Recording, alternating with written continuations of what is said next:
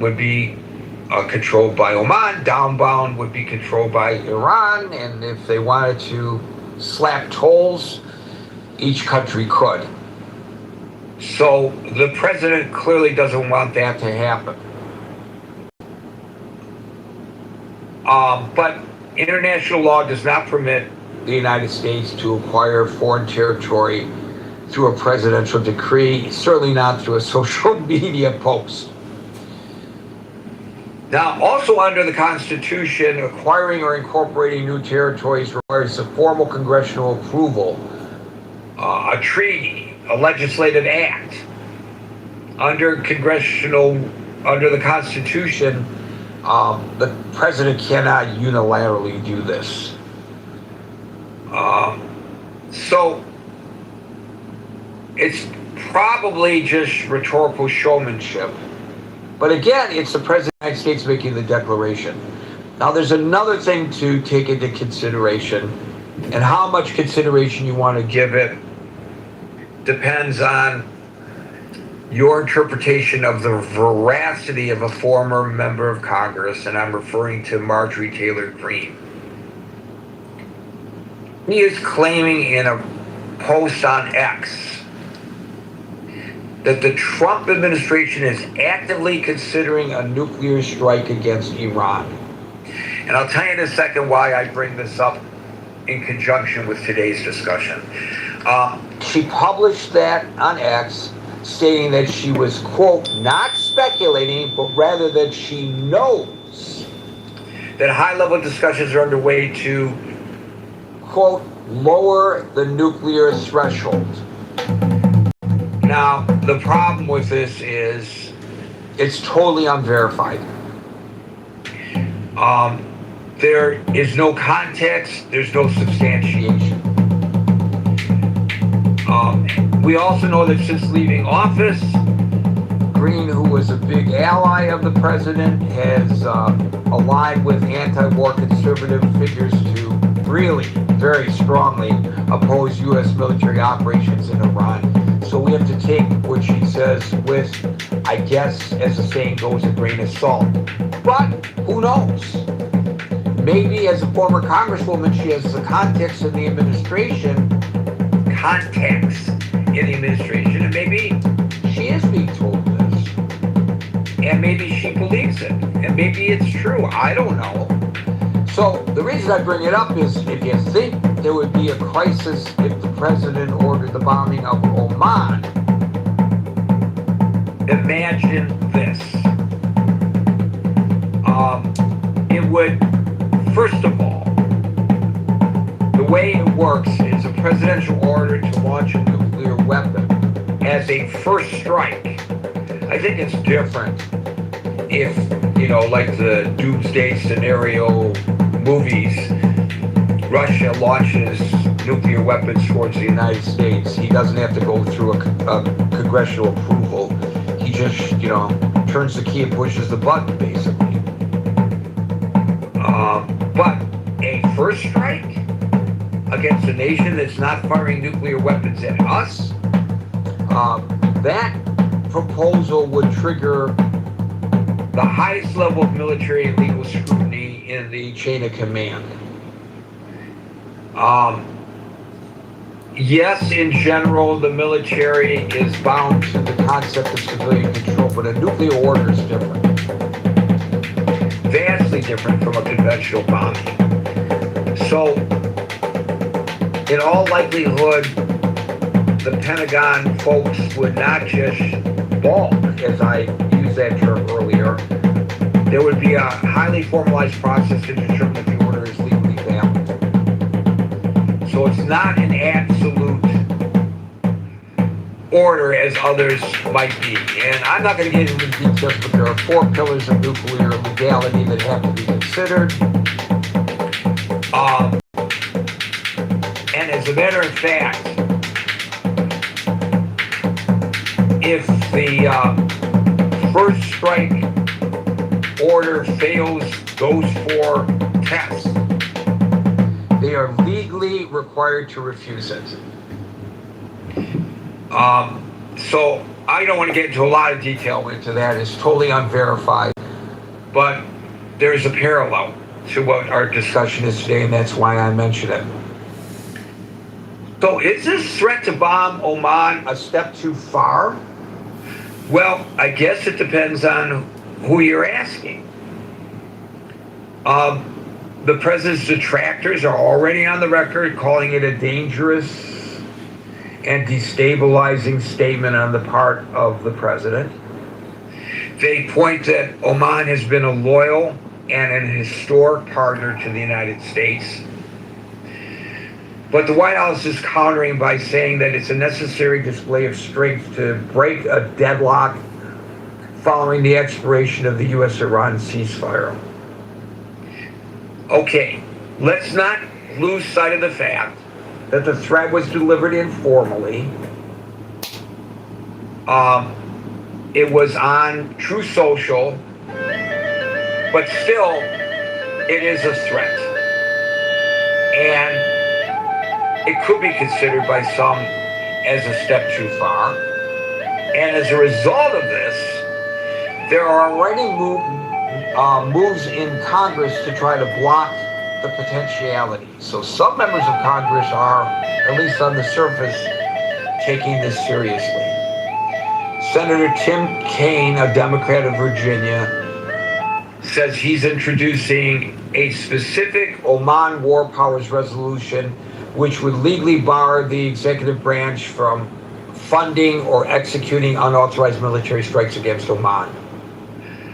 Now, in the past, these war powers resolutions have been voted on in Congress strictly along partisan lines, but there are some indications that there might be some bipartisan support for such a resolution.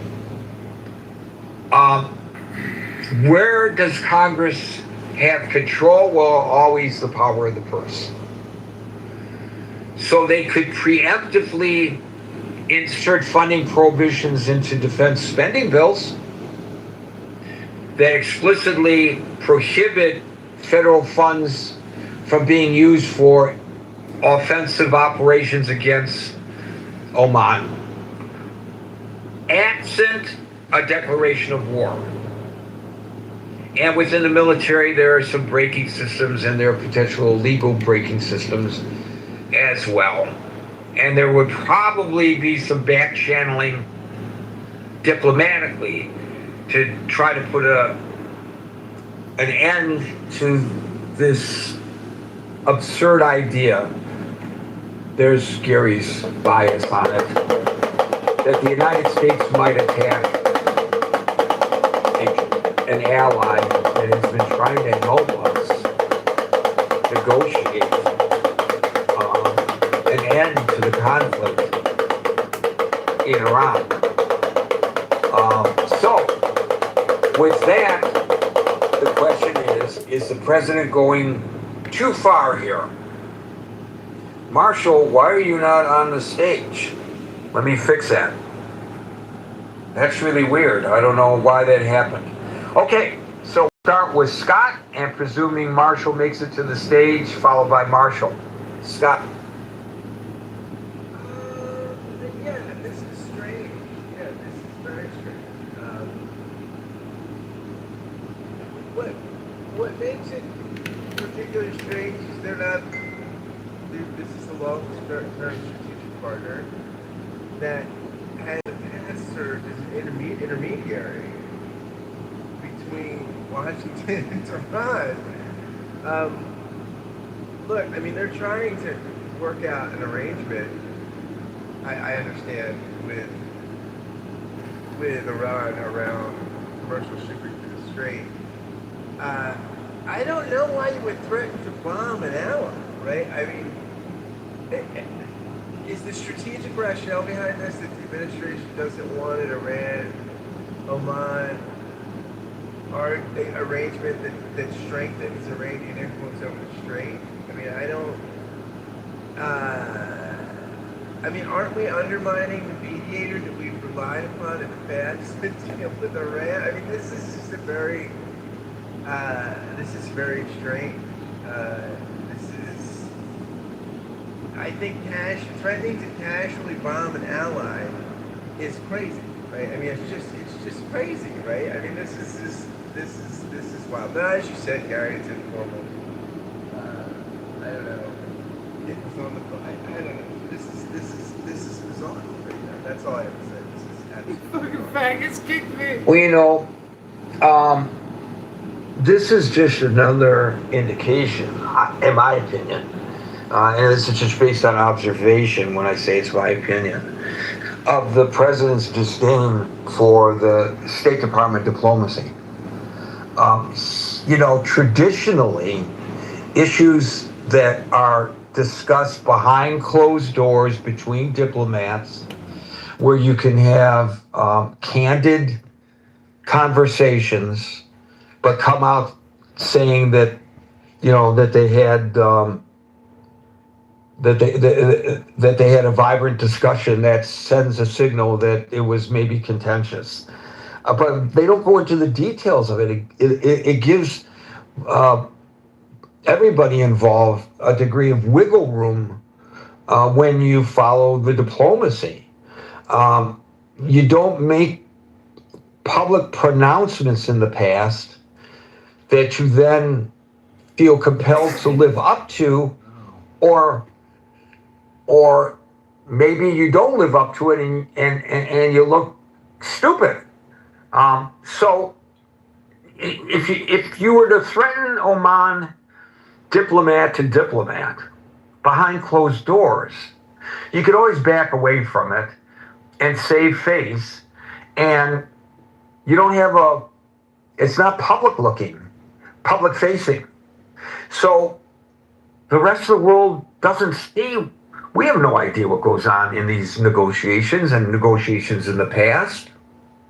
What was really said between the United States and allies and the United States and adversaries. I mean, there have been times when the United States has put pressure on their allies. Even as far back as Eisenhower, I believe, there was a dispute over the control of the Suez Canal, and he threatened to withdraw military assistance to some of our allies. But that wasn't, in a public pronouncement, and that was a threat to withdraw, not a threat to attack. I seen nowhere, and Marshall could correct me if I'm wrong about this, but I tried to find in history an example of a president of the United States threatening to bomb an ally ever before, or before the advent of the bombs, attack an ally.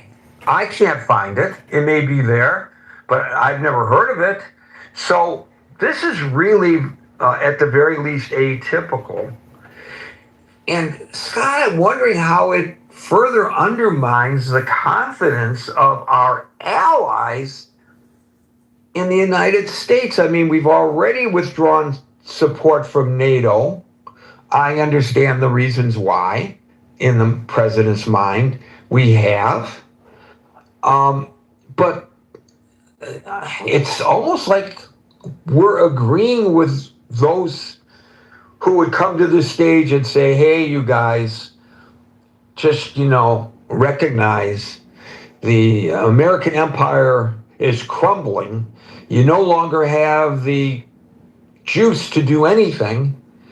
And, here's another example of that, because the president is acting like he's a cornered animal and attacking even his allies. Now, I don't know if that's a fair analogy, but that's what comes to mind with me. Scott, it just seems like diplomacy is gone. It's out the window. It may not be totally gone, but it certainly has been eroded under this administration. Yeah, Gary, that's an understatement. I mean, of course it has. I mean, look, this is one of those things where this is not ideological, right, or partisan. I don't think. I mean, I think this is just personality, right? This is Trump's personality. Aside from, again, his foreign policy instincts and whether they're isolationist or now interventionist. I mean, now they seem at this moment interventionist, contrary to what I think he promised. A lot of his supporters, right, were supportive of his candidacy because you remember, didn't he say if we elect Kamala, we'll be in war with Iran? I mean, this is, yeah. I don't know how you have any trust in Trump, but again, I think it would be interesting for one of his supporters to. I hope we have a supporter on the stage that can tell us what the positive gloss on this is. Maybe this is his fly by the seat of his pants unpredictability that keeps people on their toes or something. I don't know, Gary. I don't know. I'm at a loss for words, so I'll just, Well, God forbid he were to actually make such an order and put the military in the terrible spot of trying to determine whether that's a lawful order or an unlawful order. It's just not fair, in my opinion, to the career military commanders to give them an order to attack an ally. It just, where does that put them? They would, I just gave a little overview based on some research that I did. I'm no expert. I did accurately quote the military code, but certainly that's just a segment of the code. I don't have a full understanding of what all that means. I know what I just read, but to me, it's just putting them in an untenable situation. What if, since he's willing to suggest attacking Oman, what if he just decides we're going to take Canada as the 51st state? What if he decides that by force? What would the Pentagon do then? I don't think there's any question, but they would not follow through on that order. But I don't think that's beyond the realm of possibility, not probability, based on what he's saying about Oman and what he has said in the past about Canada. These comments, he may not mean them in the literal sense, but they certainly have consequences. And as you and I have both said many times before, I love quoting Barack Obama on this. Don't tell me words don't matter. They certainly do. Thank you, Scott. We'll go to Marshall, followed by Agent. I just can't believe he threatened to bomb our ally again. Didn't he do this like a couple months ago? I don't recall him. When did he do that? Because let me tell you something, Jerry. You gotta wait your turn, buddy. Sorry. Go ahead, Marshall. I was saying he threatened to bomb Oman a couple of months ago. Like he did. We talked about it on the show. I don't remember talking about it. Maybe I'm getting so old that my memory banks are failing me. But go ahead. Well, he said it once before as a joke. I don't know if he said it as a joke this time, but he said it once before. So I don't know what to make of it, Gary. It just seems like not a very good thing to do to threaten to bomb your ally, even if you're mad at them because they won't help you. You're absolutely right. I'm looking it up now. I missed this. If we discussed it on stage, I don't recall it. That threat occurred on May 27th during a White House cabinet meeting. A reporter asked Trump if his administration would accept a short-term deal allowing Iran and Oman to oversee shipping through the Strait of Hormuz. And the president responded aggressively, stating, quote, "Nobody is going to control it. It's international waters, and Oman will behave just like everybody else, or we will have to blow them up." So there were those who initially wondered if the president had simply misspoken and meant to say Iran, but the State Department later confirmed the remarks by publishing an official transcript explicitly naming Oman. I don't know what the hell's going on here with this president. I guess this, as I said earlier, is his form, Marshal, of diplomacy. We'll get people to do things by threatening to do things to them.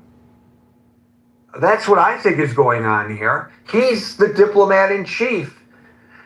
Just like he said during his first administration, that he knows more about the military than the Pentagon does. He didn't say the Pentagon, I think he said the leaders at the Pentagon are, I'm paraphrasing, I don't remember the exact quote, but I think you recall to which I refer. Maybe he thinks that he's like the diplomat in chief, and we can't expect our foreign services corps to deliver messages in a manner in which we can have candid discussions without scaring the bejeebers out of people and causing them to look at the United States and say, what the hell is going on? It's just mind-boggling to me, frankly. But you're right. Thank you for bringing that up. I had forgotten it. Yeah, so it makes it twice. It makes it 2 times that he threatened to bomb an ally. The same ally. Yep. I mean, what the hell is going on here? And yet, as we discussed yesterday, he's pulling back on the pressure on North Korea. I mean, I just don't get it. Not that I'm, looking for us to go to war with North Korea, but I think, as we discussed yesterday, Reagan had it right about using the military as a deterrence. And by the way, the threat of military action could sometimes be more effective than actual military action. And military action can be effective if it's successful, but we haven't been very successful of late. So that makes the future threats of military action less of a deterrence. Agent followed by Anson.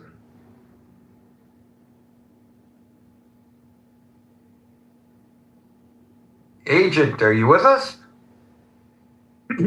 Hey, Gary. Sorry Yeah, we can hear you now. We hear you now. Yeah, I saw the headline. It's pretty hard to, I've said before, this is someone you take seriously, but not literally. And again, he says stuff. It sounds like he was exasperated when he said it. Although, people should have a little bit of, well, maybe he might do something. Look, what does Kelshi say is like the chances that this will happen, right? What does Polymarket say? I think that's where, if people want to know what the money says is more likely, and how much did it go up as far as the likelihood after his latest statement. I mean, we can get all worked up about what he said, but what does the money think? People willing to actually bet on the outcome. I mean, that tells you how much more likely this thing actually is. I think it's I haven't looked it up. I should have looked it up, but I suspect the chances are very low. But I think he's making a point. He's doing negotiation. And he's saying, look, you got to get on board. Sometimes people are your friends, but they undermine you, right? Or they sabotage you in some way. And I think he's really trying to call out a friend at this point, if you want to frame it that way, and say, look, you're undermining us. This is extremely expensive for us. The stakes are high. And if you're going to continue doing these side deals, that is going to make Iran then less likely to do a direct deal with, you want to negotiate as a united front. So I think that's what this is about.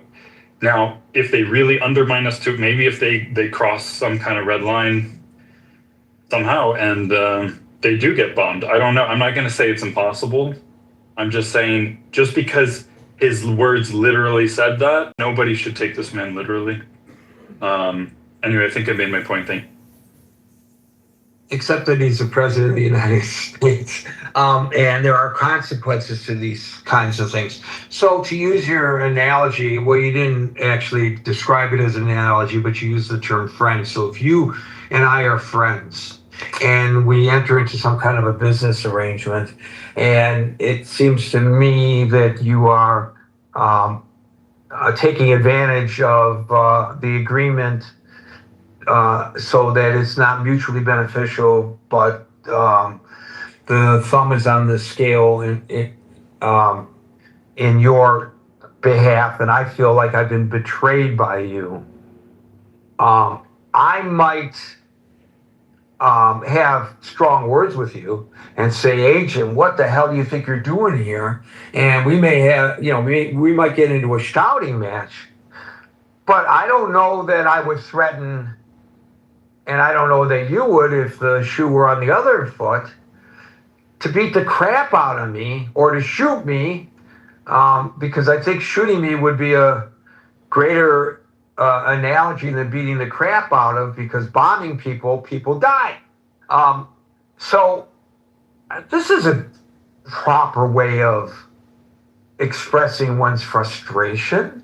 And why do you have to express the frustration to the world on Truth Social? If you're an adult, you pick up the phone and you call the head of the government in Oman, who, I don't know whether they call that person a sheikh or what, but you call the head of the government in Oman and you say, hey, come on. Hey, man. That's what Biden would do. He'd go, hey, man, what are you doing?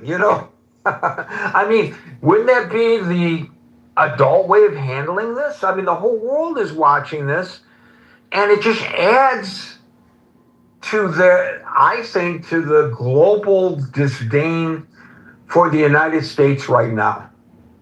I hear you, Gary. I mean, part of it's just a generation or a stylistic thing. I'm sorry that people do, tweets are the medium didn't exist when we were young. This medium certainly didn't exist when the Constitution was written. And think about how formal those documents are. You can go and view those documents today and see how people used to communicate important messages to each other, and how nations would communicate, how leaders of nations would communicate. And technology and social norms have changed, and I know this is difficult. And personality, certain personality, populism exists, demagoguery, that's an inevitable consequence of a representative or democratic style system. Okay, if you let any person in your society vote just for existing, you're going to get something closer to the lowest common denominator, which is what we have. That's what we get. If you want a different system, if you want a system where only elites following very highly established ceremonies and norms, and communication happens this way, marriages happen this way, you're asking for a completely different government, essentially, system, way of life, everything. This is what we get. If you say you like democracy, you should be thrilled at the fact that you have a popularly elected president who is sending social media messages to other nations. Thank you, I'm done. Canada is a democracy. It's a parliamentary system, not a republic, but it is a democracy, duly elected. They are culturally very similar to the United States. I imagine a lot of people are expressing their personal biases against other people, their personal affronts are being played out for everybody to see. That's the culture to which you refer. You could go to the social media sites and see it.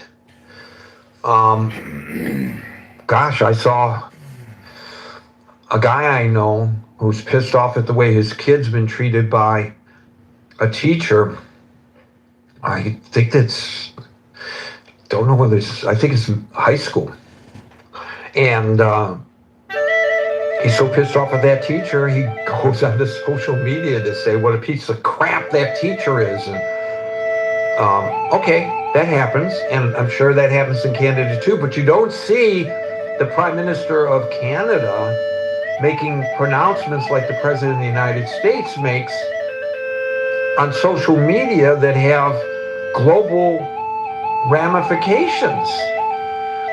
He's measured in his tone. He does say some strong words in response to some of the things, especially the tariffs that have been imposed by the president and the threat to make Canada the 51st state.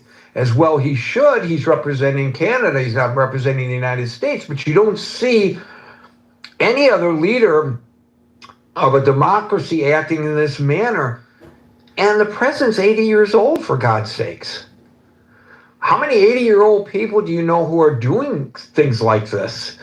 I guess age does not necessarily translate into maturity. I'm an example, maybe. Maybe age doesn't.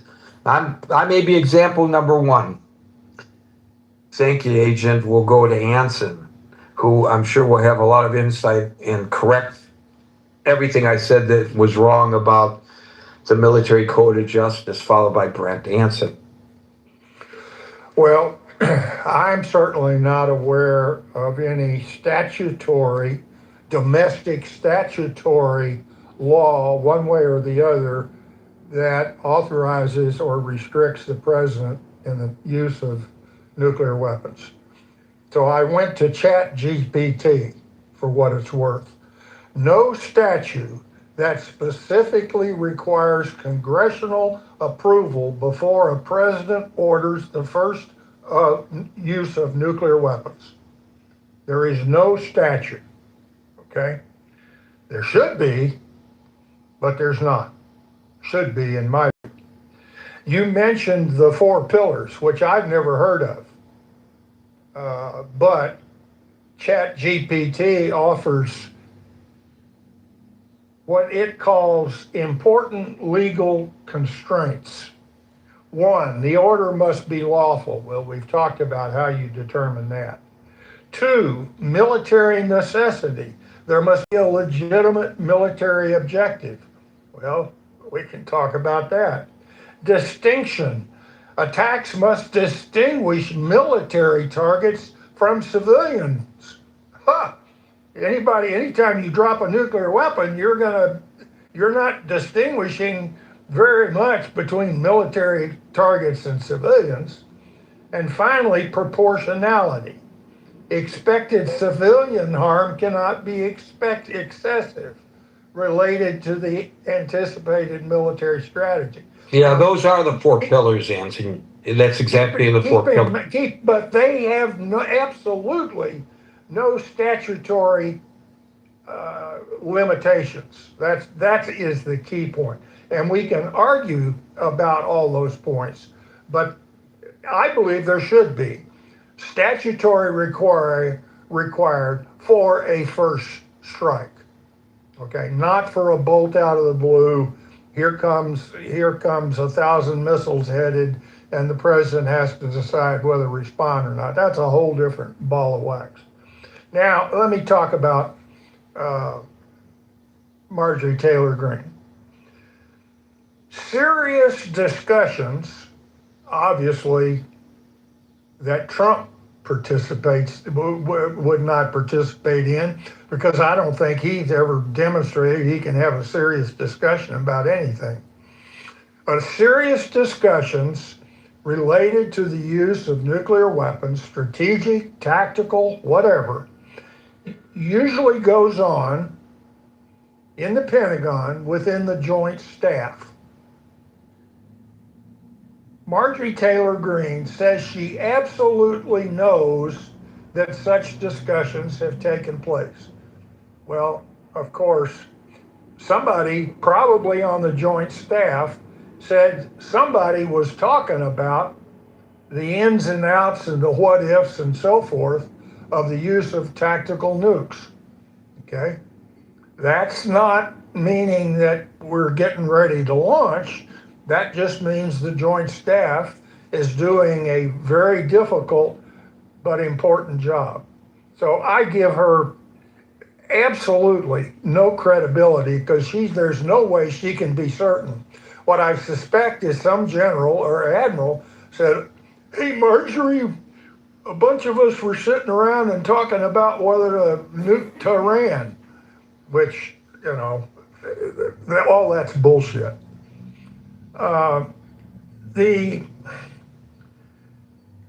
Where am I going? Oh, knowing and on the deck plates, so to speak, knowing that evaluating the legality of an order, particularly, let's just restrict it to the use of, say, a first strike launch of a tactical nuclear weapon. How do the people outside of Washington know whether the four constraints have been when I was going to sea on submarines, and of course that was 40 years ago, we didn't get newspapers. We weren't told what was going on. We were not aware of current events. And if bing, bing, bing, the teletype started clicking and it was related to the use of nuclear weapons, that kicked in. Two-man control, two officers go in. They both have to carry one side of the card to the other. They both have to deliver it. Two-man control, the whole gamut of actually executing the launch. There's no way in hell those guys on a submarine have the ability to decide, is the order legal or not. There was a great movie that I enjoyed. Many others probably didn't understand it.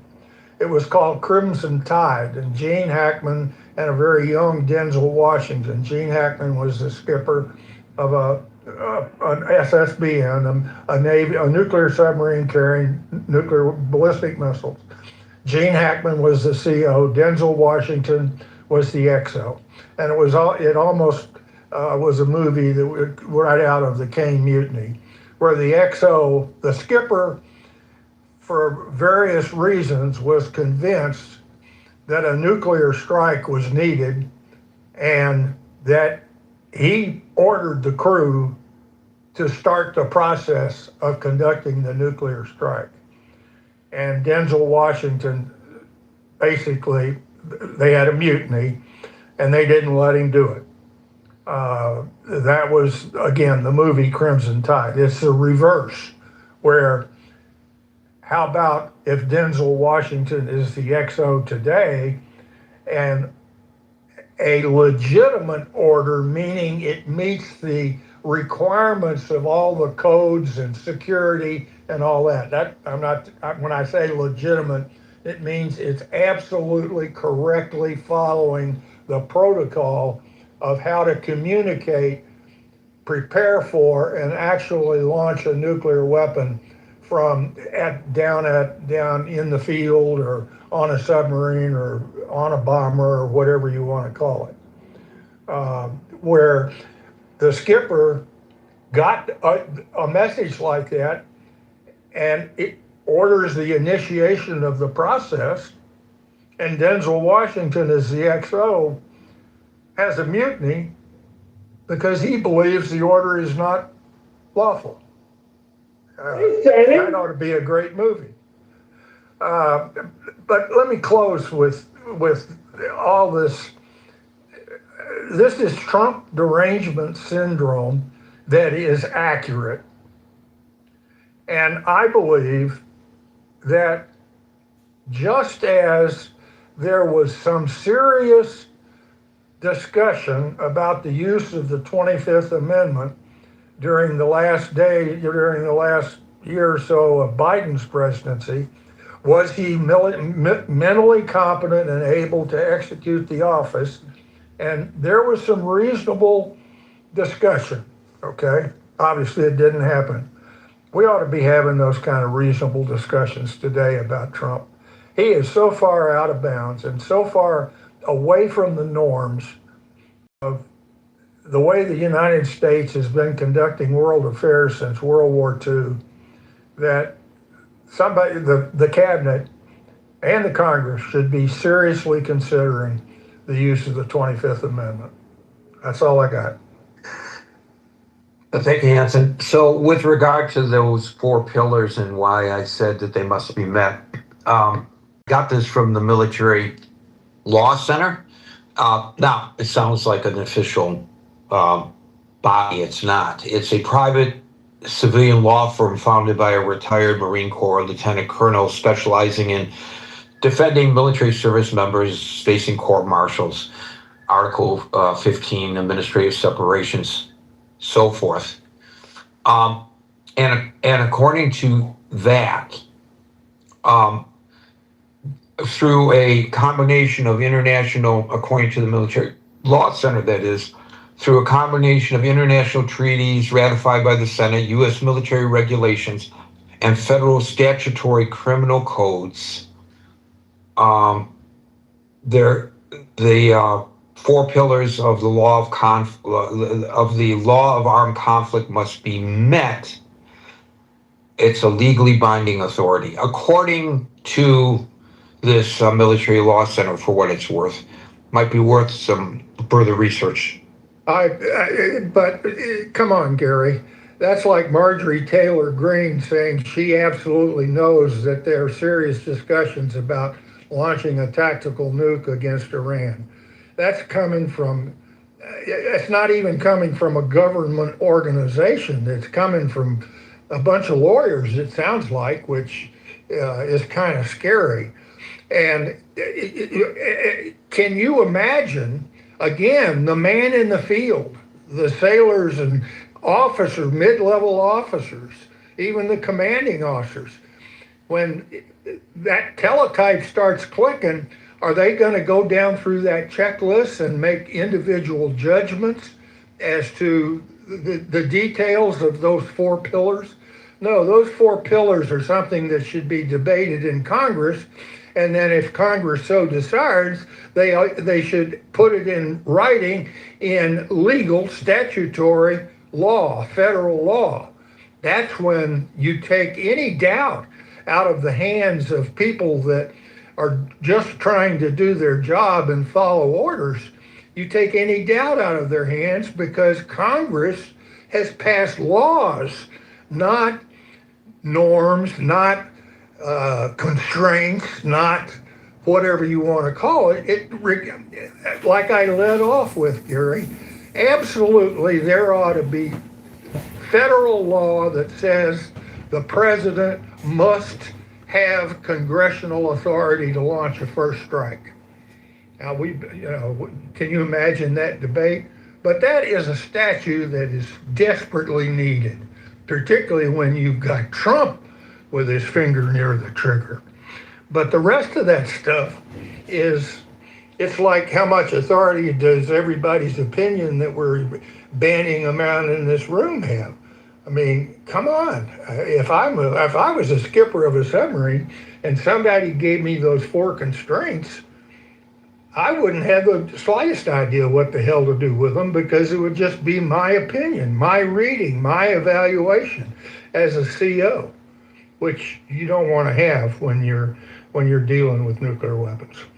So I agree with all that, but there's a distinction between practicality and the legality. And right now, as best as I can suss out, in spite of the fact that it's not been codified into one obvious, and I agree with you, it ought to be law, that delineates how these things should be, excuse me, handled.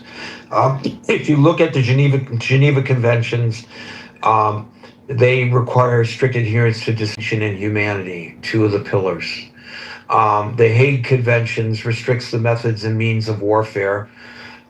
There's statutory codification in federal law. I'm reading this obviously from AI at this point, but apparently there is agreement through, if you look at the Uniform Code of Military Justice and the War Crimes Act, and as well the Department of Defense regulatory frameworks, there are guidelines for these kinds of things. You are correct that it's not codified, made into one statute, which it ought to be, and it puts the person receiving the order in an untenable position. You either follow the order or you don't, and you don't really have a basis right now for not following the order, and that's very dangerous. I agree with you there. Okay, and let me expand just briefly on that. That is why I got so upset with the message. What was it? Kelly and 6 Democrats sent out a public release warning the military, meaning people like me, a commanding officer of a submarine, not some high-level 4-star admiral in the Pentagon, but they were a message to me saying you don't have to follow legal orders. In other words, encouraging me to make up my own mind as a captain U.S. Navy whether it's a legal order or not. That is an unbearable burden on people that are in such positions, and to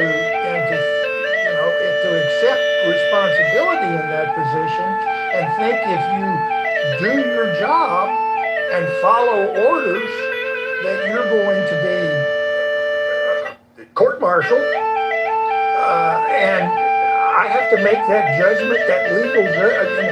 You mentioned the Hague Conventions, the War Crimes Act.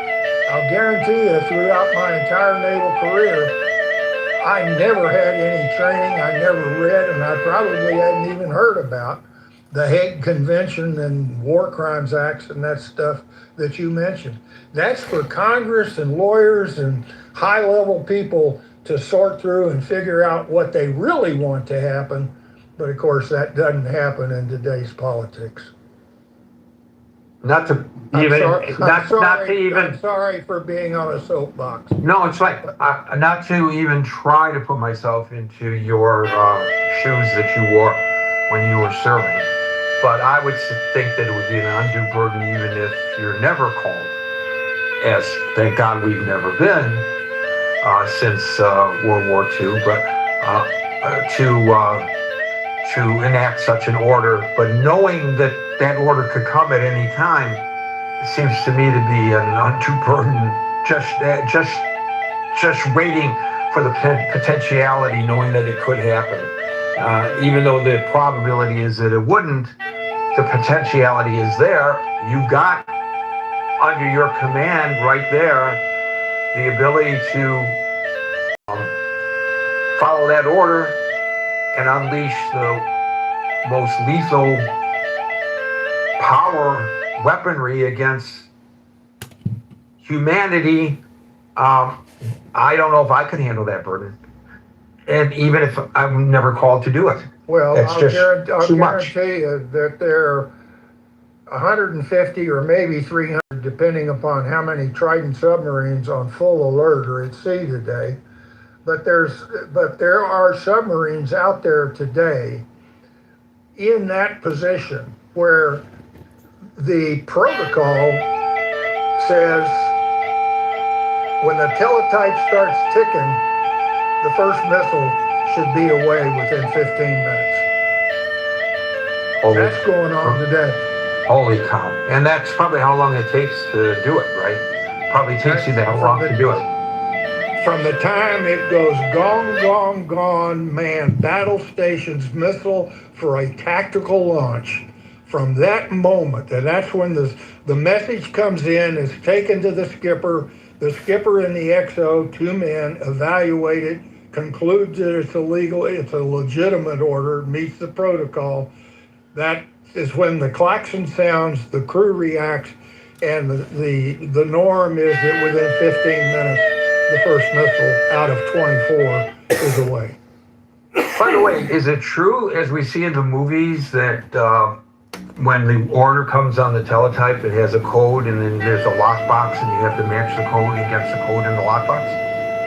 Everybody involved, like me, just take me as a skipper or the XO, or the office. There are officers assigned to two-man duty, nuclear codes, and so forth.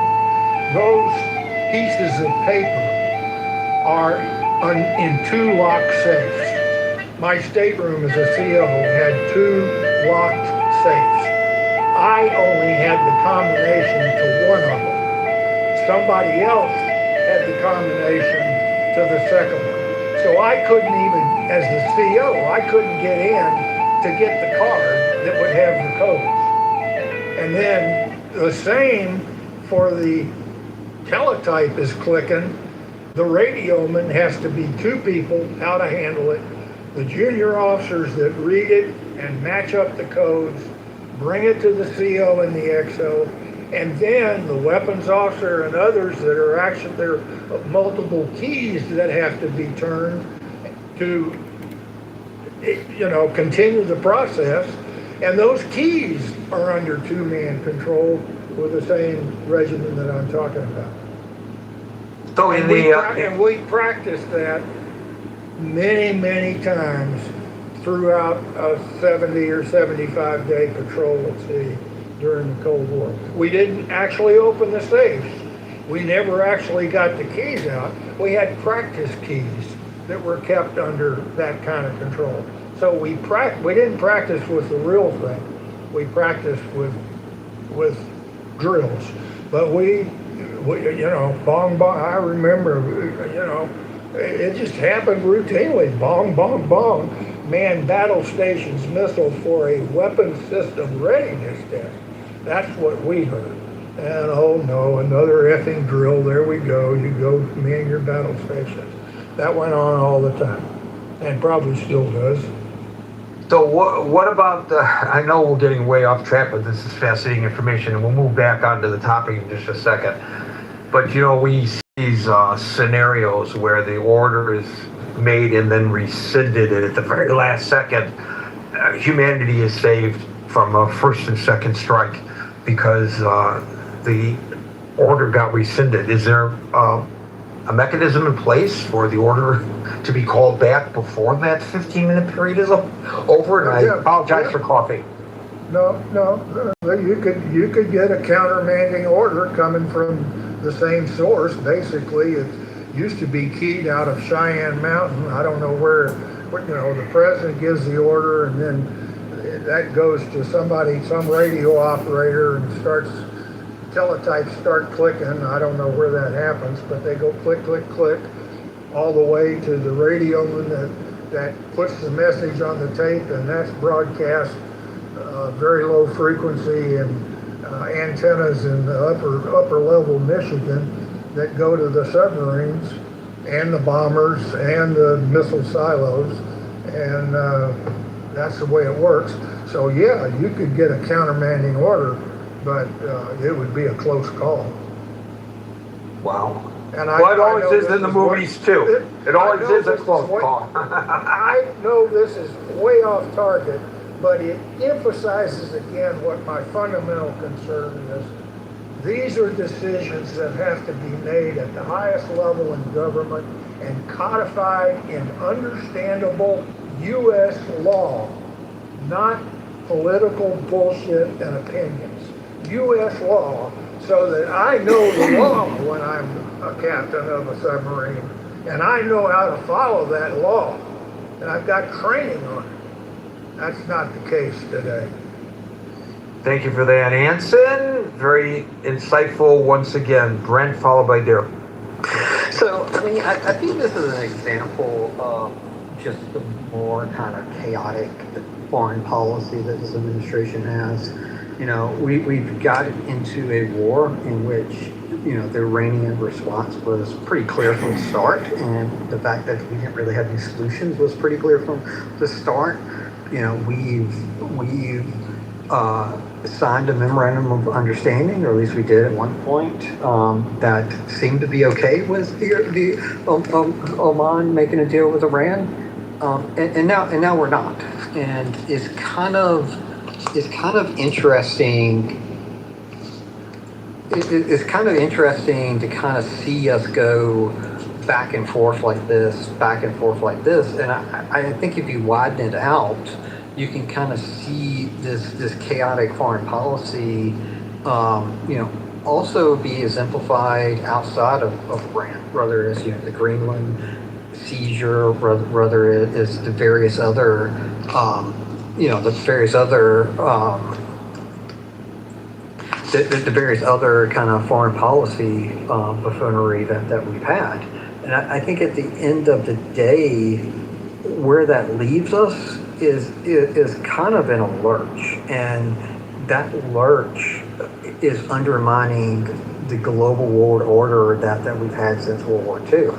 And if you want to look for any other place to see that, only thing you have to do is look at the bond market today that is falling through, or that is increasing faster than we can. Thank you for that, Brent. I think it's a trigger for me. It's probably pretty obvious by the virtue of the fact that I choose these topics and how I present them. Obviously, I have my bias when I present it. Try to show both sides, or as many sides as possible. But I do have a bias. We all do. I'm kind of triggered when we are threatening our allies. Why are we threatening allies?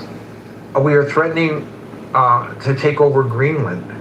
We are threatening, and in fact, in a tariff war with Canada. We have threatened Mexico. Now we're threatening Oman. Who does that? Who spends their days threatening their so-called friends? I just find it hard to accept, even if one were to look at it through the prism of, well, this is just Donald Trump, it's a form of diplomacy, and it's not anything that he would actually carry out. And that may be true. But I don't think that's even the point. Just the fact that a president of the United States would make such threats against our allies, I find reprehensible. I don't know how other people view it, but why is it even necessary? And I know we always get these explanations. Well, what the president really means, and we know that it's that, and we know that it's this, but look, there's a reason behind it, and this is the reason behind it. And I can actually understand, in this particular threat, the reason behind it. Oman should not be, from the United States perspective,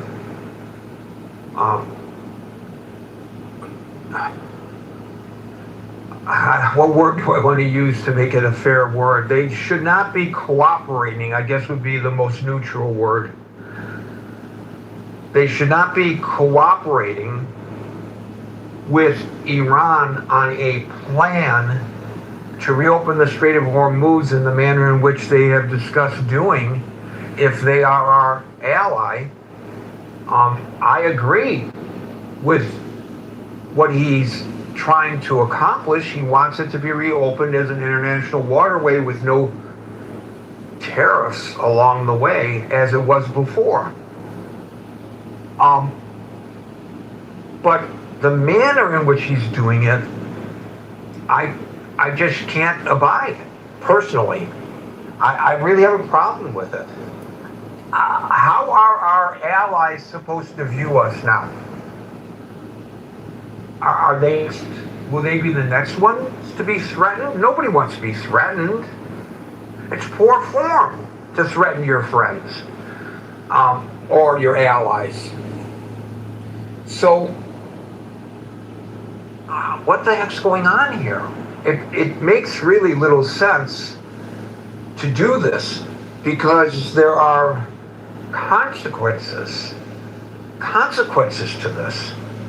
And we hear it all the time when people from other nations come to the stage here and talk about how people in their communities are starting to view the United States not in a very positive manner. Thank you, Daryl. Brent, we'll go to Daryl, followed by Doctor. Hey, can you try and invite Amir up? I've been trying to invite him up several times, and he's not making the trip. I think it's a clubhouse glitch on my end. Who? Amir. I've invited him as well. I've invited everybody. Then it's a clubhouse glitch. It's this glitch on Clubhouse where So there are several possibilities, and it could also be. Is he back channeling you, telling you he's trying to get in? yes, he was. Okay. That's important information because I know that some people who I've talked to who have been in that position did not intend to put their hand up, but it's too easy, as we all know, to click on that by mistake, and so that's why it's hard to determine why people aren't making it up to the stage. But in this case, I've invited them repeatedly, and apparently so have you. It must be the glitch where if you leave and come back, it'll let us invite you back. Sometimes, not always, but you can try it. Daryl, followed by Doctor. Yeah, so, trying to make it make sense when it doesn't. I think like everyone's trying to like think rationally. Why is this happening? Because this is irrational in a sense, right? It's because he's irrational. So I think like what we should do collectively, and people can agree or disagree, is that we should agree that maybe he's not thinking rationally. Maybe it is time to consider, some of the things that we hear people talking about, right? Because look at what's happening. He's not threatening Oman because Oman threatened to attack us. He's not threatening Oman because Oman attacked like one of our soldiers or our bases or killed an American somewhere. He's threatening Oman because Oman's not doing what he wants them to do. And so we have this situation. We were the first nation to drop the bomb. No one's actually dropped the bomb since. And now we're threatening to start dropping bombs again, simply because other players on the chessboard. When you say we're the first to drop the bomb, you're referring to nuclear. He's not atomic. Yeah. You're right. He's not threatening an atomic attack on Oman, to my knowledge. The nuclear conversation came in because I mentioned that Marjorie Taylor Greene is also saying that, and it's unsubstantiated, but this is what she's claiming, that she knows that the administration is contemplating a nuclear attack on Iran, not on Oman. Well, but that's not been verified. Yeah. I go back to, though, that none of this makes sense. And at the same time, I think he thrives on chaos. This is just my opinion. But I think there's a part of him that actually likes the chaos, right? Look at some of these 2 a.m. texts, right? Why is he saying praise be to Allah in these texts? Is that just like a troll? Is he trolling like Muslim people around the world? What is the praise be to Allah thing about? Is it to, I'm going to antagonize these people as much as I can? Or can we just actually say, hey, maybe he's losing it. Maybe there's maybe there's something going on that we're not privy to. And maybe he's just losing it somewhat. I'm not saying he's like, fully around the other end of the or anything like that. But it's unfortunate that I could come in here and say, hey, my mom was 76 when she passed, right? And there were days where my mom was very lucid, and then there were days I'm like, what the hell is this old lady talking about, right? But we can't say that because we can't say what it seems like our own eyes and ears are telling us, because it becomes this thing where, well, you can't diagnose a person without actually like examining the person. All of that be damned. I think we have enough intuition to say that something's not making sense here. And if we don't get to the bottom of it, where will we be? We've abdicated our global leadership. So let me just make a distinction based on what you just said. Mm-hmm. I don't think you or I or anybody is in a position to diagnose the President of the United States. But I think you and I and everybody are in a position to observe and comment on his behaviors. That is the distinction that I think we have to make as we view this. So, for example, I know a guy who I have to tell him sometimes 3 or 4 times before he gets it, and he'll repeat stories to me and to other people that he has told us in the past. I'm not going to diagnose him. I don't know that he has dementia or Alzheimer's. I have no idea, but I can accurately describe what's going on with him, Mm-hmm. his symptoms. And I think it's fair to talk about the systems. I don't think any of us are qualified to make the diagnosis. And again, no one's diagnosing, but like I'm saying, we can all, like you just said, we can all observe what we're observing.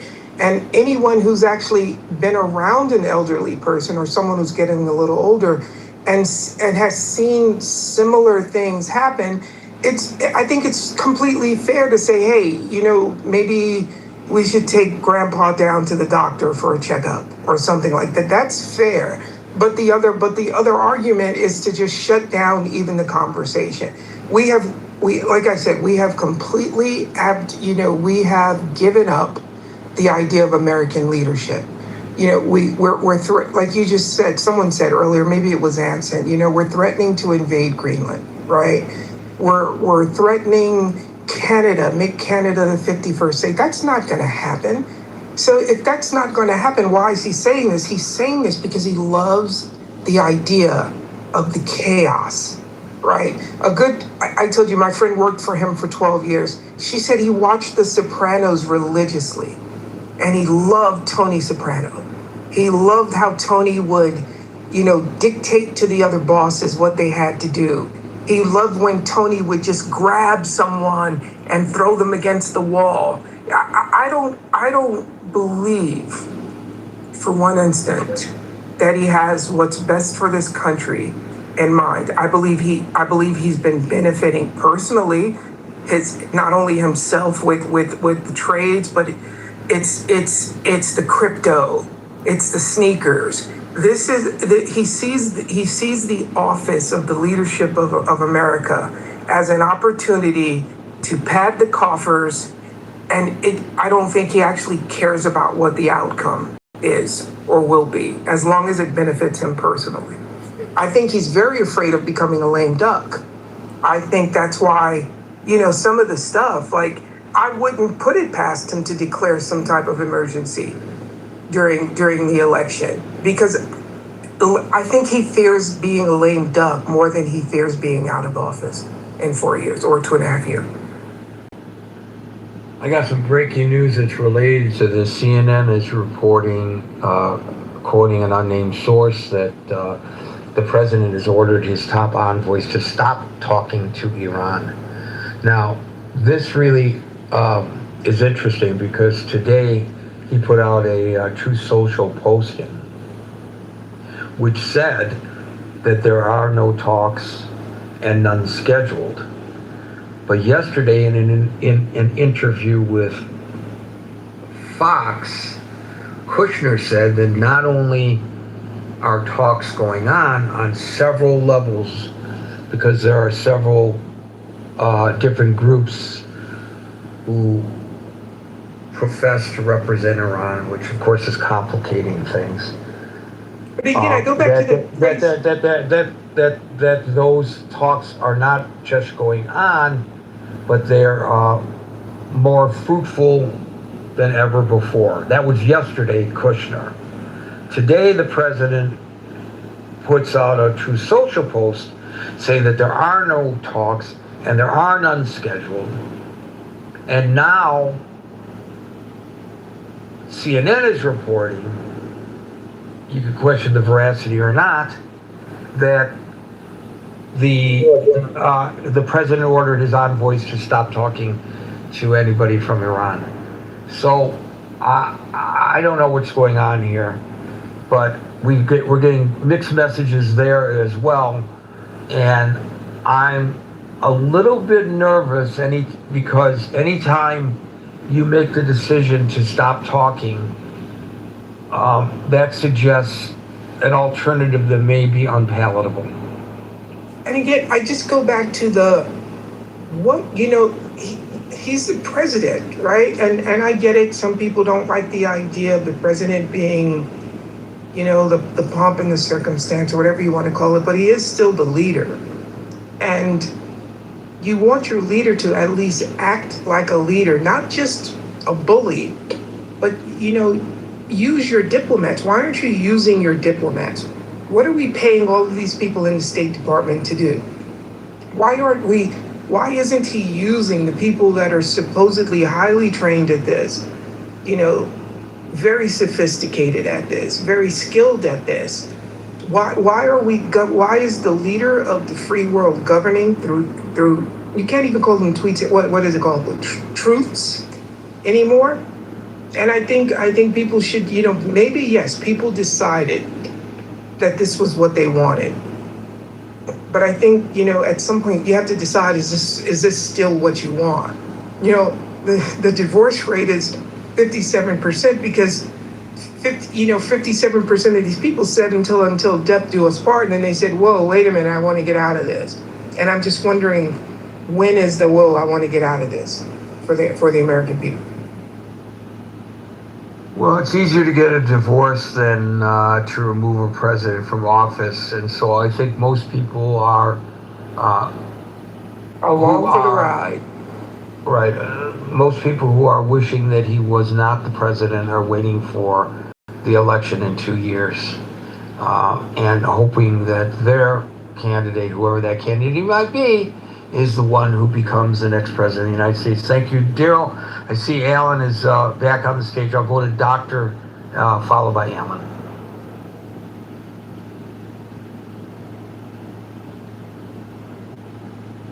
Doctor, your microphone is open. We don't hear you. Dr. Nabil, you there?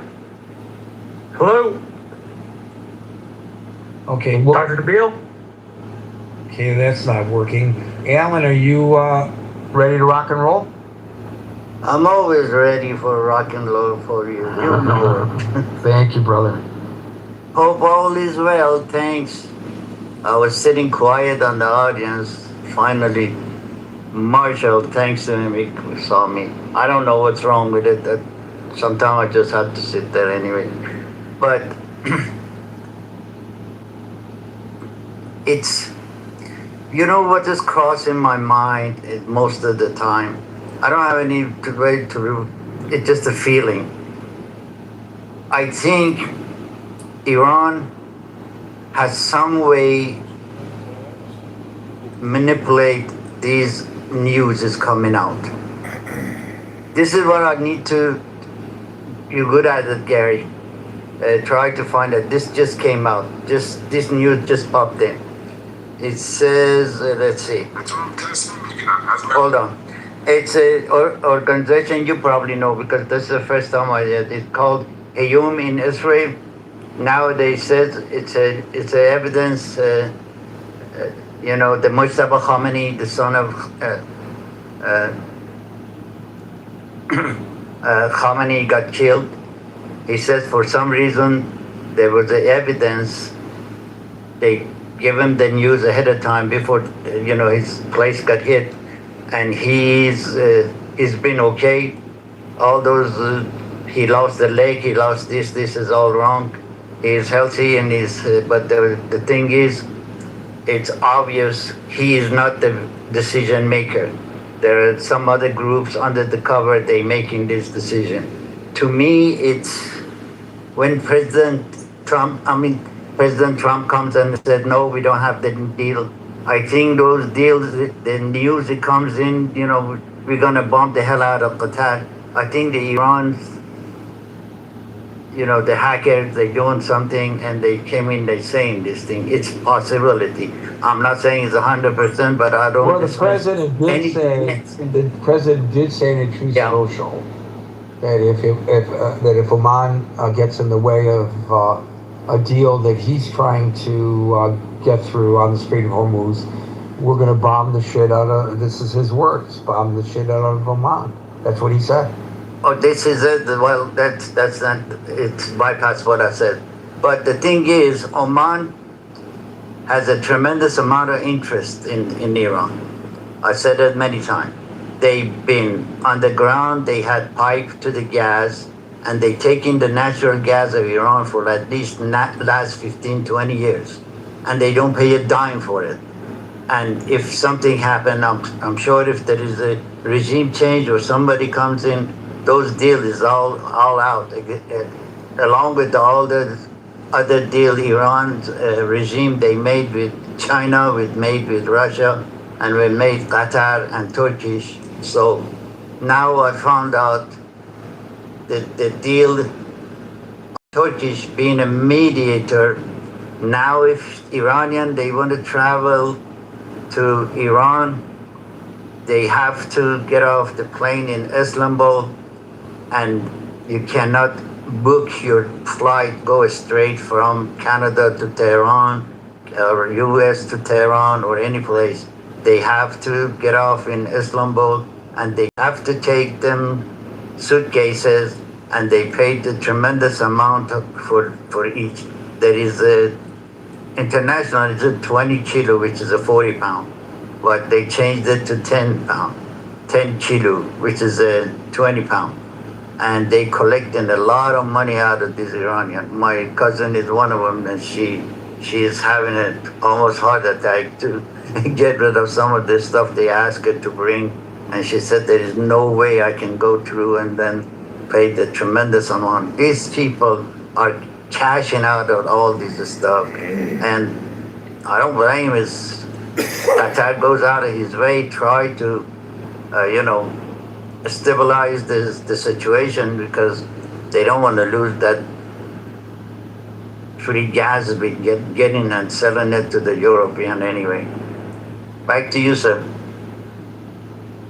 So, Oman may not be the best ally that we have in the region, is what you're suggesting, but still, they are considered an ally, and the president has, whether he means it or not, taken a Truth Social and previously during a cabinet meeting, as Marshall points out, threatened now twice to bomb Oman.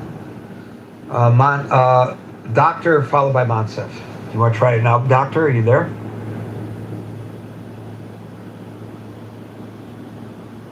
And once again, your microphone is open, but we do not hear you. You have a problem, a technical problem. Monsef followed by Singh. Hey, thanks, Gary.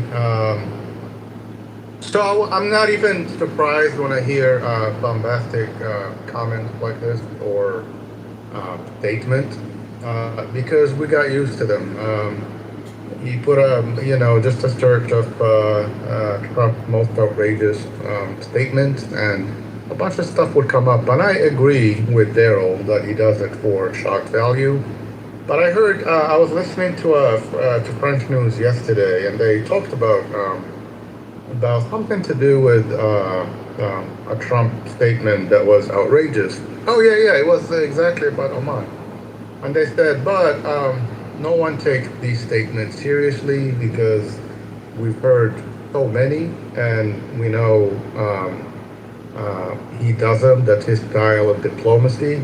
And they called it's just a way to hide the failures that he has going for him right now that people are not talking about. So, if he didn't make that statement, your room could have been today, Gary, about maybe why the war in Iran is taking this long while we were promised that it was going to be a short excursion, or why our troops in the Middle East are running out of food and hygiene problems and all that. But he keeps making these statements, and those become the main event, the main thing that people are talking about. I mean, it goes back to we're gonna take over Greenland. I mean, Denmark thought it was shocking when they heard it.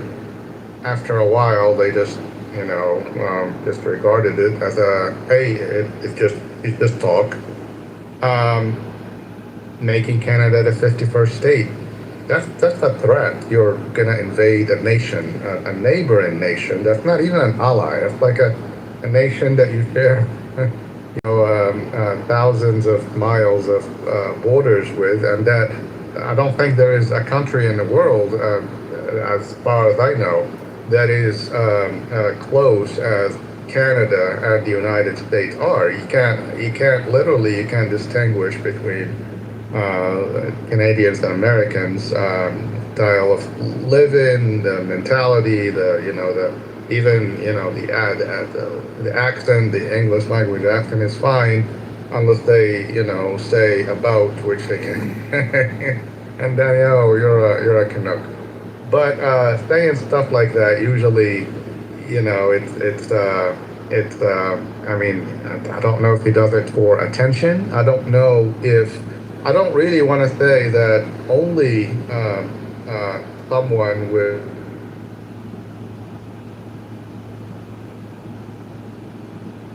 Oops. I don't. Montsev dropped out hard. Yeah, I was Montsev, are you here. there? His microphone is open. We don't hear him. that come to your. So, Montsev, you group. got to go back like 20 seconds, man. You dropped out. Oh, okay. Can you hear me now? Yes, we sir. hear you. Certainly. Yes. Oh, okay. I said even the people in the Republican Party or Trump supporters, they will just give you the argument, oh, Trump is just Trump. We don't take his word literally. And we used to have a problem with that in the beginning of the, first term and the beginning of this presidency. It's like, how that can be real. That means you can't trust the words that are coming out of the president's mouth. And a lot of people say, well, he just says things that you never know when he's joking or when he's being, sarcastic or whatever. A lot of the stuff that he said didn't end up happening. And a lot of these threats, these countries don't really take them seriously. Is that bad for the United States? Yes, I would like our president to have the power of his word taken seriously, that he's not just generous and frivolous about, what he says in the middle of the night, and that if he says something that people are gonna, we lost our credibility in the world. I'm going to end with this. About 10 days ago, I went to see a concert by Bryan Adams. I don't know, the older people might remember him. He was a rocker from the 80s. He still tours. He's great. He's a Canadian rock singer. And he sang a song in the concert called The 51st State. And basically, the song went, we will never be the 51st state. And it had, great applause and all that from the people. But it pushed people that we felt always like they are our closest, not just ally, but like neighbors and all that, to feel like they had to say to their neighbor, like, don't even think about it. You went too far. But, I still say that the reason he's doing all this so that we don't talk about this stuff that is going on that we could be talking about yesterday. I think it was the Reuters Ipsos poll that now is 33%. You're starting to matrix a You're bit. in the We matrix. can hear a little Mitch. room sync. Yeah, Go ahead, 33. Montez. Yeah, 3%. The presidency, and that people should be talking about. Why are people so? Yeah, you're underwater again, Monsef. Try to use Wi-Fi, motherfucker. You know, we were just having a discussion at work about this, how people don't want to use the phones any longer to do radio interviews. And the quality's not as good, that's for sure. But the breakup doesn't occur like it does here. When the packets drop, this is a problem with digital. And the packets just dropped on you, Monsef. Sync followed by normal. Thank you, Gary. What I think we're sometimes missing the trees of the forest. And if we're looking at what has occurred in this administration, it's been a huge amount of corruption. And this was started from the firing of all of the inspectors generals in different agencies. Which is not today's topic. I understand today's topic, but I think it is it's based on the markets, and there are a lot of people probably in this cabinet that are making a lot of money based on these truth, whatever you want to call them, truths that go out. They are manipulating the market. It is something that... You think that this threat against Oman is another manipulation of the market? Yes, I believe that. I know that to be true. Well, how do you know it? What's one thing to believe it, but now you say you know it. How do you know it to be true? Because everything that he has done has been, I think what Daryl already mentioned, it's like filling the coffers for people in his orbit. I believe that all of these, because the power of the presidency is something that a person like Donald Trump never should have received. It's unfortunate that people elected him. They thought that he was going to be like a game changer or change agent. No, he is literally just trying to like enrich himself and everyone in his orbit. So when he makes these statements, unfortunately, it's the power of the United States that goes along with him. There is no question that he has amassed, and the folks in his orbit have amassed massive wealth. They're making money off of these statements. During his presidency. I don't know that we can at this point show a causation, but there may very well be. There will be a government accountability report that will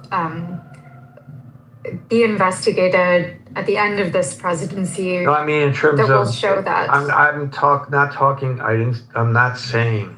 Yeah, but okay. So you're not gonna let me speak. So I'm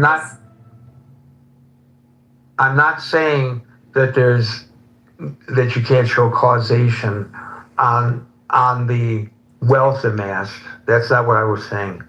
I'm saying that specifically. I don't know if you can show causation that the true social posting about the threat to bomb Oman is going to, or in hindsight has resulted in even more wealth in his orbit, as you put it.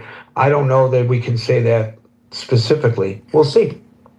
I think there will be an accounting that will take place later, But I think all you would have to do is look at the Fidelity and Vanguard accounts of the people in his orbit and see if there were correlations between the time that he decides to make his messages and potential wealth gains for those people. So I don't know whether we, as I said, I don't know whether we can say that that's the motivation here. But in my mind, it doesn't really matter what the motivation is. It's Well, also okay, you're going to interrupt me again. I'm gonna move on to another caller. I don't think the motivation is as important as what he is doing. I don't think it's proper for the United States to be threatening its allies, not publicly, maybe privately in private conversations, but clearly not publicly. I'm going to give Abby an opportunity to get her footing, and we'll go to El Normal and then back to Abby. I didn't really have a lot to say, but I actually did want to respond to that comment because, I think it's off topic, but I think to make a definitive statement that the person knows for a fact, I think is disingenuous. I mean, we could then go back and look at everyone in public office and we could say that Hillary Clinton established great wealth from positioning certain foreign decisions as Secretary of State. And we can say that Pelosi positioned in order to gain. I mean, I think there's lots of allegations, there's lots of innuendos, but I don't think to say that things are definitive is proper. I wanted to respond to that. I put in the chat Rubio's reaction, and I don't know if you talked about that with respect to Trump's comments. It feels like Rubio's doing some cleanup. But there's a mixed message because there are some, Rubio's comments are that Oman has been a good faith actor. And if you look at some of the history of why Trump is making his comments, he's feeling like Oman has been emboldening Iran and not working well through the negotiations and has been problematic for the last few months. So that, I'm finding a conflict between the two of them, and I don't know where the truth is between that, whether Oman has actually been more of a thorn in their side or if Rubio is correct and has worked with them. So I kind of put that question out there. I don't know, Gary, maybe if you have more insight into that. I was been curious about it. I find it fascinating. I was unaware of that, but I find it fascinating because we've all been wondering when it was going to happen, where Rubio would start exerting some of his independence and distance himself a little bit from the president as he potentially eyes a run for the presidency himself. That's, I think, from that perspective, what you just brought to the table, Abby, is fascinating. Thank you. That's really all I had. Yeah, thank you. So, I mean, there's a lot of reporting about wealth amassed by the president and people in his orbit. The problem I had with the previous caller was she sounds like Marjorie Taylor Greene when Marjorie Taylor Greene says she knows that there are discussions in the administration to potentially nuke Iran. She knows it. Well, she may be in a better position to knowing that than the previous caller is in a position to knowing the motivation behind the threat against Oman. Thank you, Abby. Normal, sorry about that. You're up, followed by Amir. Hello. No, Abby raised a really interesting bit of information. An interesting nuance. I would echo Secretary of State Rubio's appraisal of the Omanis. They are a lovely people, and they are very, very, very wealthy. They have amassed an inestimable oil fortune, and they don't spend their money very much. They are rather conservative with the money, and they are not materialistic. In short, the Omanis are really nice people. Now, I am always a little bit surprised when we take Trump's declarations literally, because it just doesn't make sense to do that. Trump must be understood as a salesman, as a pitchman. You could say, if you wish, as a carnival barker, or as a, well, I don't want to go all the way to call him a snake oil salesman, but he's the person that we've selected to project American strength. And that's what he's doing. When he says to Greenland, maybe we'll just take Greenland, which is, of course, on the face of it, an absurd statement.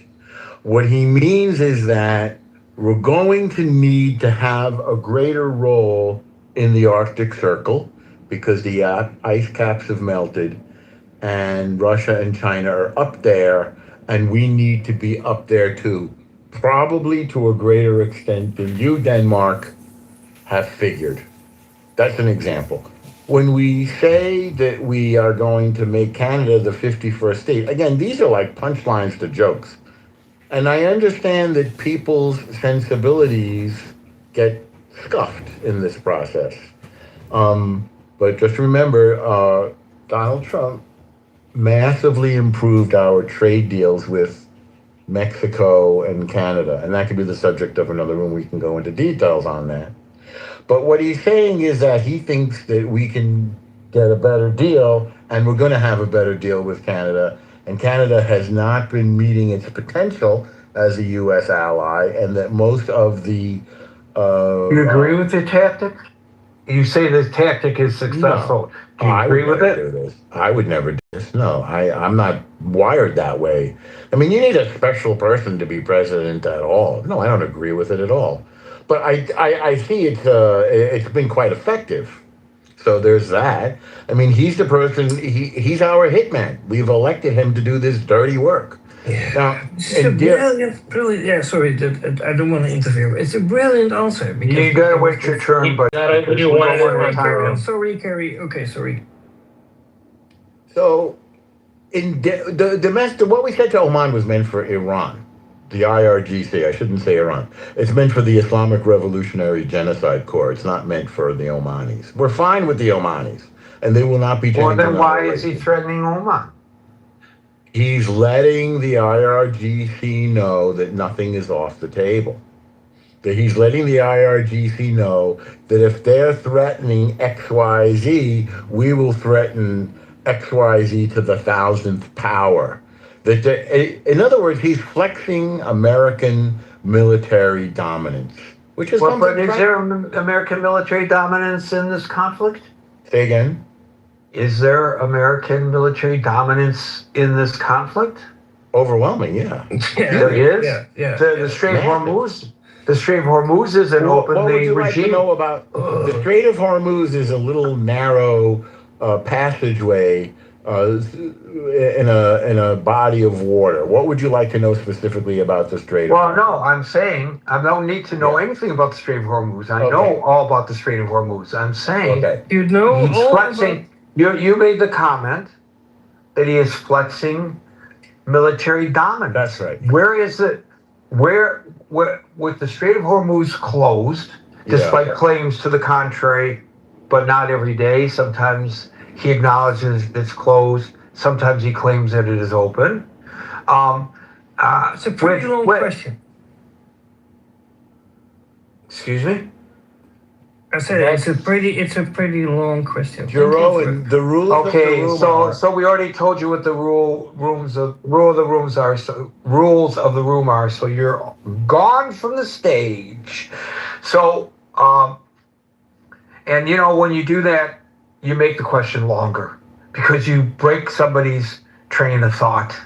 So if your intent was to make the question shorter, you just worked in the opposite direction. So where is the military prowess that's being flexed? The regime remains in power. Some semblance of the regime remains in power. The nuclear dust still is in the hands of the Iranians. The Strait of Hormuz, which was open, is now closed. One of the aircraft carriers is obviously problematic. We don't know whether it's as bad as has been reported, but it's bad enough to move an aircraft carrier group from the Pacific to the Middle East to relieve them, making us vulnerable in the Pacific. So something's going on over there. Where is the military prowess? There are the words coming out of the mouth of the president, but those words don't translate into military prowess. Do you really think that by him threatening to bomb Oman, that shows to the Revolutionary Guard that we better be careful because the United States has all this military prowess? So the answer to your question can be found in the number of military targets that we have decimated. And that's an overwhelming number, as well as in the remarkable achievement of decapitating this regime 3 layers down, beginning with their godlike figure or deity-like figure or divine figure, whatever they consider, Ayatollah Khomeini, and 3 levels down to the Islamic Revolutionary Genocide Corps. We now, for the first time since 1979, after thousands of terror attacks against the West, after thousands of dead people and no restrictions on these guys whatsoever, except of course for economic restrictions, which they managed to get around, for the first time, we are kiboshing them. And they know it, and they feel it, and there is no prospect of us stopping that. We can hit them at will. We've never done that before. We can fly. Then why aren't we doing it? Why are we doing it? Well, it's one of those, I think it's kind of brilliant because they said, we will take control of the Strait of Hormuz, they said. And we said, oh, really? Well, we'll blockade your blockade, which is both like kindergarten level, but also is exactly on the level of the enemy. So we're now strangling them economically without having to fire a single shot. Meanwhile, by the way, on the subject of the Strait of Hormuz, it's neither open nor closed. Well, so it's not certainly operating to its normal capacity. When you have 7 or 6 or 8 transits a day, and there were more than 100, sometimes as many as 200 a day, you could call that open if you want. It's reduced. It's reduced because of pirates. Reduced? Yes, it's reduced. We have, and it's difficult to get insurance. So they will sometimes attack ships and they will sometimes not. Those are acts of piracy. Whenever they move through, the ships are attacked. Every day that they move through, ships are attacked. You know that. Well, please, I don't say what you think I know, which is, by the way, that was also crazy for people to speculate about Trump's motivations and the working of his mind. That's crazy talk. But I'm talking about the facts on the ground or on the water. I do not think all of the ships passing through there right now, whatever they are, I have to go look. I thought it was up to, I don't know, something like 65, but I don't know. No, it's 6 or 7 a day. Okay. They're not all being fired upon, obviously. I didn't say that. I said every day that ship is attacked. I'm sorry? I said on a daily basis ships are attacked. Oh, yeah, I don't know with what degree. I didn't say every ship is being attacked. I said on a daily basis ships are attacked. I'm not nickel and diming you by any means. It's the same thing as with the Houthis in the Red Sea. They've decided they want to be pirates. So what do you do with pirates? You eliminate them. There isn't any other option. We're not going. They've proven, this IRGC, that they're not to be trusted. They don't make a fair deal. So there's no point. Are they being eliminated by this military prowess to which you refer?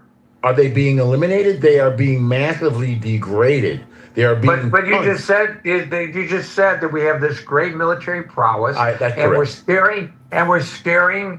scaring the Revolutionary Guard into recognizing that we have this military prowess. Well, I didn't make because we threatened Oman. That sends a message to the Revolutionary Guard, and they are pirates, and the only way to deal with the pirates is to eliminate the pirates. Yes. But we haven't eliminated the pirates. Well, because we're going slowly, because we're also watching the oil markets, and we don't want the American people to bear too much of the suffering. At some point, I mean, I see that Iran. But if you eliminate the Revolutionary Guard and you reopen the Strait of Hormuz, then the oil starts flowing and the markets respond. Yeah. So wouldn't that be the proper way of going? And by the way, we've run out of long range. We're running low on inventory of long range missiles because of this war. Well, of course, we use munitions in a war. Why is that surprising? That's what they're for. They're not for saving. They're for using. This is what these weapons are for, to attack our enemies, which we should have done a long time ago. And now we will replenish them, obviously. Okay, I'm going to move on because it's 56, but I will say that's an interesting perspective, and I enjoyed our back and forth. Me too. Amir, you want to try it again, and we'll try to get to Steve. Yep. Hi there, Gary. Very quickly, first of all, Iran has a lot of influence on in Oman, and this goes back decades. And why do I mention this? Because that leverage has been used by Iran to have a deal with Oman regarding the Strait of Hormuz. Now, we know that for decades, Iran has been threatening the closure of the strait. I mean, not only that, they've actually outlined how they're going to do it. And it's not going to be very difficult. I mean, as we all know, Houthis, for example, that's just been mentioned in Yemen, they can close the Bab al-Mandab quite easily. So, I mean, the mighty IRGC closing the Strait of Hormuz is a walk in the park. So there is no surprises there at all. However, what was a surprise, and this was a massive surprise to Iran, as again it's just been mentioned, was the naval blockade. Nobody actually imagined that there was going to be a naval blockade. Nobody had anticipated this. Now, it's been very effective. It's crippling the Iranian economy. It's creating social upheaval, and actually it's creating social havoc. The lack of petrol, for example, very basic things, the lack of food like wheat and stuff like that, which needed to be imported. And most of all, the infighting within the Iranian government. So much so that the IRGC is actually thinking about escalating the war, is thinking about using this as a means of unifying different factions within the regime. But to the question of the threat to Oman, right? Are you in agreement with the previous caller that when the president threatened Oman, he was sending a message to the Revolutionary Guard, not really to Oman? I don't agree with that. I'll tell you why. Now, why is Trump threatening Oman? Well, as I say, it's because his strategy is being compromised. What is his strategy? It's a strategy of wait and see with the blockade. That is being compromised. So why has he done it publicly? Well, to be honest with you, Gary, I actually wouldn't be surprised, given the influence that Iran has over Oman, I wouldn't be surprised if Oman actually asked him to do so. That would clearly get Oman off the hook if they actually nullified the agreement between them and Iran. They say, look, this guy is going to bomb me to hell. I mean, that just imagine that. So no, I don't agree with the comment that was made with the previous speaker, with Norma. But I think I think this would make more sense. Now, what this proves is that obviously Trump thinks that his current wait-and-see policy with the blockade is actually working. And Oman is compromising this plan. So that could explain this. Now, let's go back to the point regarding escalating the war. What would happen? What would the U.S. response be if a major military vessel, for example, was hit? I mean, I'd like Anson to be here and to answer this, or maybe you can actually put a room on this. And if there was casualties, what would be the response be? What if military bases came under attack? Sustained attack with a swarm of the drones. I mean, no one knows what the outcome of that would be. So just putting that aside for the moment, will the naval blockade bring Tehran to the negotiating table, which is what Trump is asking? I think, yes, it may do that, but will it get the result that Trump wants? The nuclear does? I don't think so. And with that, I have to cut you off because it's the top of the hour and I gotta go. But it is true that the naval blockade has been highly effective, I agree with both of you, at crushing Tehran's maritime trade, even though there have been ships that have been able to elude the blockade as well. Folks, we're here Monday through Friday at 5 o'clock New York time. But it is true that the naval blockade has been highly effective, I agree with both of you, at crushing Tehran's maritime even though there have been ships that have been able your hands and you take captives. If you notice among the captives a beautiful woman who you are attracted to, you may take her as your wife, bring her into your home and have her shave all of her head, trim all her nails, put aside the clothes she was wearing when she was captured. After she has lived in your house and mourned her father and her mother for a full month, you may then go to her and be her husband, and she shall be your wife. If you are not pleased with her, let her go. You must not sell her or treat her badly, since you have dishonored her.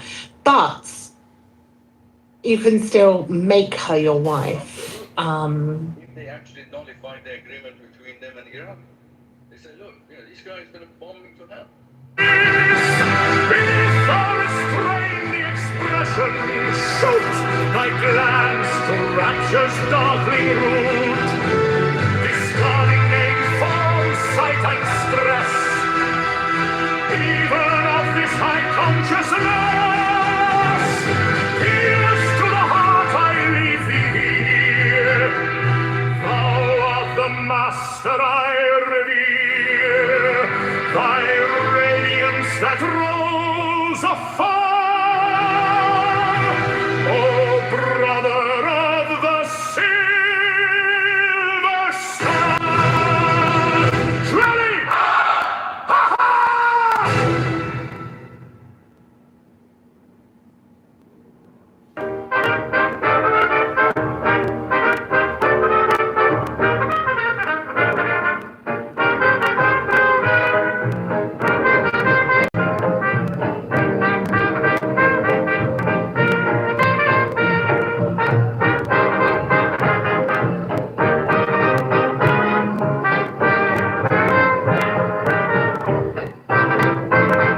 Give me the sign of the open eye and the token erect of thorny eye and the word of madness and mystery. O pan, we o pan,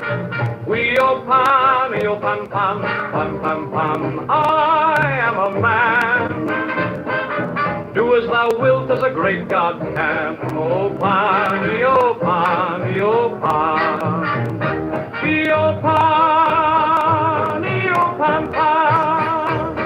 I am awake in the grip of the snake. The eagle slashes with beak and claw. The gods withdraw. The great come, Pan. I am born to death on the horn of the unicorn. I am Pan, Pan, Pan, Pan.